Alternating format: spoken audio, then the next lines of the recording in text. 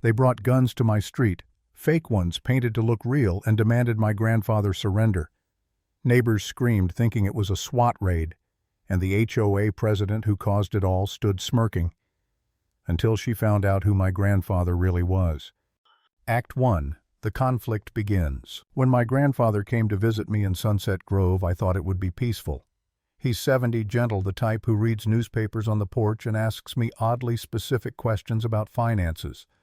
I figured that was just him being quirky after retiring from a government job. I didn't know God?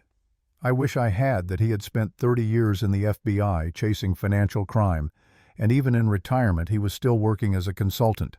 But the nightmare started on day 6 of his visit. That's when Samantha Harrison appeared. She's the HOA president of our neighborhood, 40-something, blonde bob haircut, expensive blazer, and this fake sweet voice that makes your skin crawl if you listen long enough. She spotted my grandfather on the porch and zeroed in like a hawk. She walked right up, honey dripping from her tone, and said, "Visitors staying more than 14 days must register. It's just $500. Protects property values." Then she glanced at my grandfather's worn sneakers, his old watch, and added with this condescending smile, "I'm sure someone on a fixed income understands the importance of contributing." I snapped back immediately. "He's my grandfather. He's not some random tenant. He's staying 2 weeks. Samantha's smile didn't budge. "Rules apply to everyone. We can't make exceptions just because someone is family." Grandpa, calm as ever, asked, "What legal authority requires visitor registration?" And Samantha, slowing her words like she was addressing a child, said, "HOA bylaws, sir. I know legal documents can be confusing at your age, but don't worry, we make it simple." That tone made my blood boil.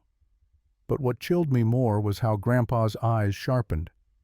He wasn't angry, not outwardly, but I saw something in him I'd never noticed before. Alert, calculating. 2 days later, she was back with a fat packet of legal documents.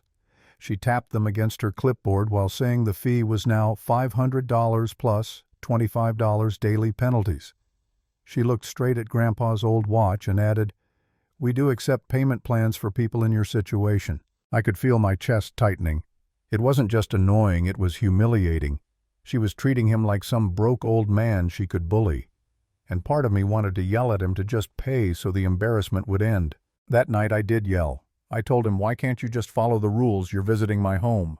Grandpa looked at me calm but firm. "Paying won't make this go away, it'll make it worse." I didn't understand then. I just thought he was being stubborn.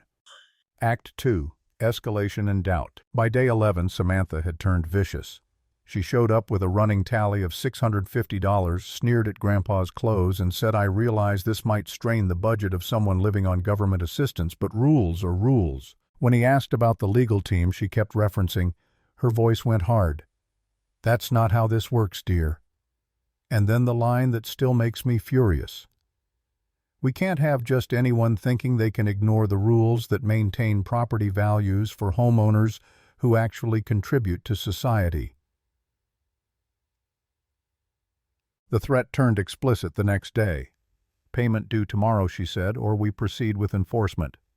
She gave this smug little smirk and added, "Some people need stronger encouragement to understand their place in a respectable neighborhood." That night I overheard her on the phone outside.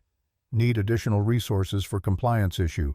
Elderly man, possibly government background. If he won't pay, we move to enforcement." I ran to tell Grandpa, expecting him to be terrified. Instead, he had this grim satisfaction. "Good," he said. "Now we know she's not working alone." I couldn't believe it. Good. I was shaking in fear. And here's where I hit rock bottom.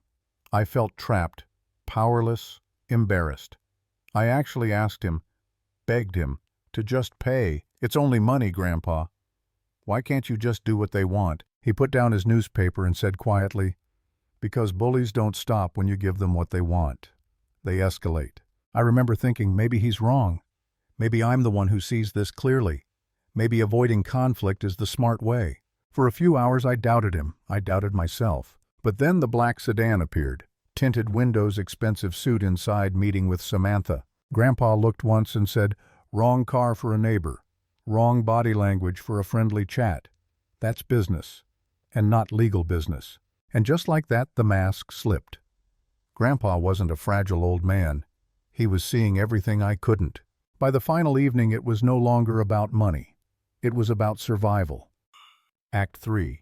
The Showdown. 8:15 p.m. The street exploded in chaos. 4 men in military-style gear stepped out of the black sedan, rifles in hand.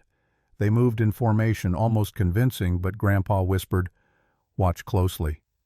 Real police don't announce themselves with bullhorns like that.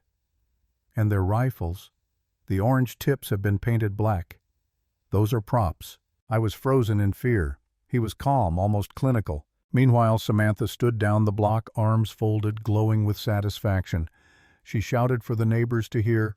"See, this is what happens when certain types refuse to cooperate." Neighbors screamed. Lights turned on in every house. Phones were out recording.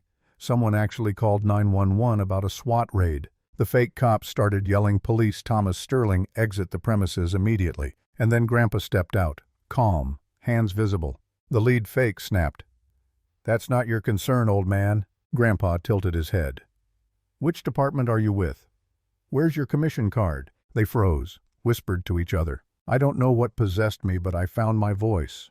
I stood beside him and said, "And why aren't your vehicles marked?" For the first time, the fake cops looked nervous, sweating under their gear. Samantha screamed, "Just arrest him, do your job." But the cracks were obvious. The performance was falling apart. And then sirens, real ones. No theatrics, no bullhorns, just professional efficiency. Black SUVs with government plates pulled up. Men and women in real tactical gear moved with precision. One barked FBI. "Lower your weapons immediately." The fake cops practically collapsed, stammering excuses about being just actors. Neighbors gasped. Phones caught every second. And I turned to Grandpa, speechless, heart pounding. He said softly, "I called them an hour ago." My world tilted. All the questions I'd had about his sharpness, his calm, his weird financial paranoia, it all clicked. Grandpa wasn't just a retired government worker. He was FBI. And Samantha had just stumbled into the worst target imaginable. Her face went white as she realized it. "But you look so ordinary," she muttered. "So insignificant." Grandpa's response was perfect. 30 years in the Bureau. "Mrs. Harrison, the most dangerous people often look the most harmless." She lost it completely, hurling insults, shrieking about transients lowering property values before the agents cuffed her right there on the sidewalk. The fake cops were hauled off. The man in the sedan, too. Neighbors stared in stunned silence, phones still rolling. And me, I just stood there on my porch realizing I'd been living next to organized crime disguised as an HOA, and that the quietest man I knew had just dismantled it without breaking a sweat. Closing line. Bullies thrive on fear until someone refuses to play along.